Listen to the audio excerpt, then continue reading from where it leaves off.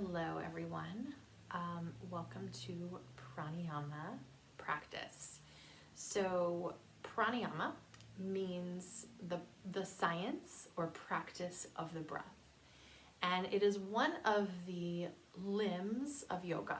It's one of our levels that make up our complete yoga practice. And it said that you can't practice the physical body without practicing the breath body, and that the breath body and the physical body need to be so intertwined. And so our pranayama practices, say that 5 times fast, are designed to help us get deeper into our breath, to train our lungs, to train our body to breathe. We know that our breath is automatic, right? Is one of the automatic systems of our body. It's probably our largest automatic system, and that we're going to breathe whether we think about breathing or not. However, we can manipulate our breath. So our breath is also manipulative. And so we can manipulate our breath to lead to certain states of calm or energy, and we can really utilize these practices in that way. Today's pranayama practice is Nadi Sodhana. And so Nadi Sodhana is really this balancing breath practice. Nadi, N-A-D-I, refers to the nadis of our body.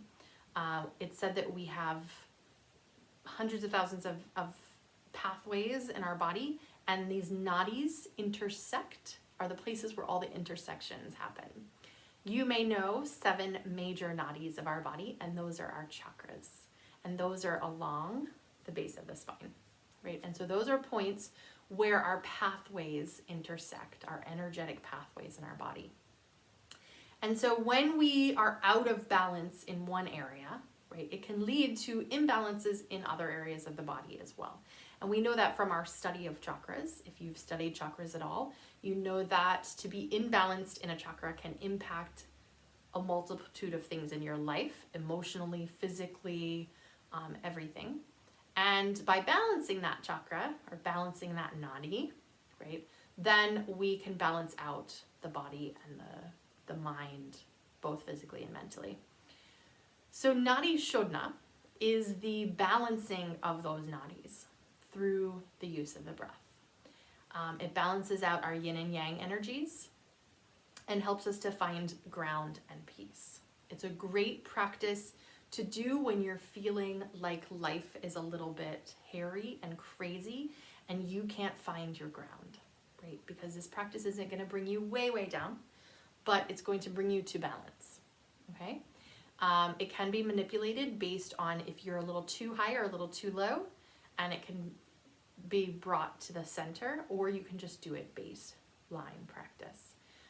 Physically, it also really benefits people with any kind of breathing problems, helps to open up the airways, asthma, any kind of those kind of breathing problems. This is a really great practice for. And it helps to balance out the mind, right? So, and insomnia. So if you find yourself with insomnia, times where you're unable to sleep, practicing this regularly will help to balance out those pathways. So it's a great practice right before bed, right before Shavasana, anytime that so if you're doing a home practice, right before you go into Shavasana, do a couple minutes of Nadi Sodhana, and you'll be good to go, okay? So let's talk about the technique, okay? So we're gonna come into just a nice comfortable seat, cross-legged if you can. You can have something behind you, but don't lean back and collapse back into the body. We want to stay upright and tall.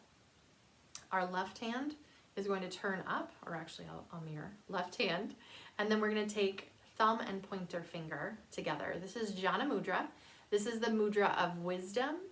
It is the mudra of community, right? Universal, connected with individual. So we place that down, and you actually don't want to go like this, you don't want to go like this, but you want them to be kind of closer together but not touching, and then down on the thigh. The right hand is going to come up, and then we're going to take our ring finger and thumb right to the bridge of our nose. Our pointer finger and middle finger are going to tuck underneath so they touch the pad of the thumb like this. your pinky finger can kind of just tuck in like this. And then what we don't want to do is what we call break the wrist, right? We want to keep the wrist long, which means the elbow has to stay lifted a little bit. So you see, if I go like this, then my wrist is breaking, and then the weight goes down here. And if I'm way up here, then I can't really get a good grip on closing off, right? So thumb and point and ring finger come to the bridge of the nose, and then go just below the bridge where you can start to close off the passageway. Don't go too far down and don't stay too high up, but find just below that bridge, okay? Then we take a nice big full breath in and a nice big full breath out through the nasal passages. Good, and now close off your right, breathe in through your left. Close off your left, breathe out through your right. Breathe in through your right. Close out through the left. In through the left. Close out through the right. Good. Keep doing that. Keep that going. And you can start to close your eyes if that feels comfortable enough for you.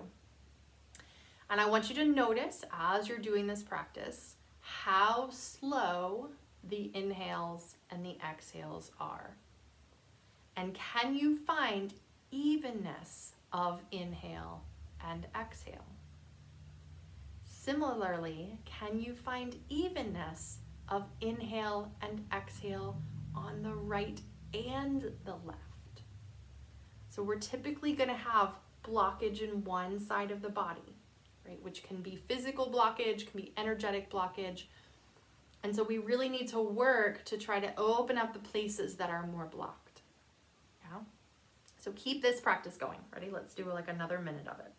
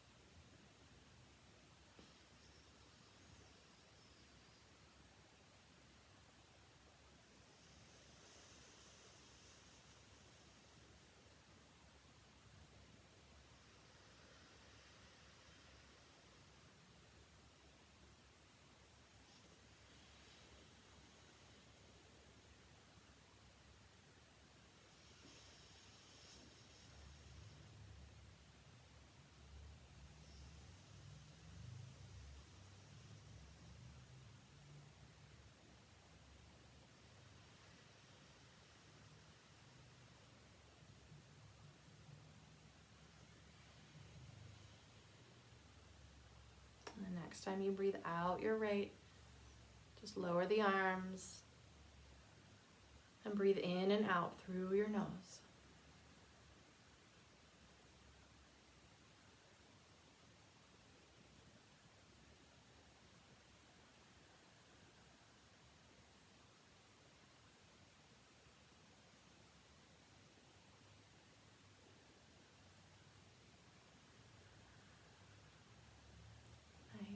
Good job. So hopefully you feel a little bit more grounded, a little bit more balanced. I do recommend this practice every day. Again, we just did 2 minutes, so it doesn't have to be very long. It doesn't even have to be formal. Just whenever you find some time. And also, if you're finding yourself really, really, really amped up and you just can't seem to ground, you can't seem to ground, then breathe only in and out through your left nostril. Close off the right, same mudra, same hand gesture, but only in and out through the left. If you're dealing with any kind of depression, you feel like I just can't move, I just can't get up, I just can't get motivated, get going, then take about 1 minute only breathing through the right, and then right and left. Okay, we never want to go only right and leave it at that because we can hyper ourselves a little too much. Anytime you're doing an individual side, I recommend then doing about a minute of alternate, okay? So that you can bring yourself to ground and then keep the ground going, okay? And as always, if you ever feel any kind of extreme tension or anxiety with any of these practices, please stop doing them and seek assistance or guidance. If you need to email me or call me, please do, and I will help you along that journey. But these practices can be very powerful, but they need to be done with ease and with care so that they can be the fullest and most beneficial for you. So, namaste, my beautiful friends.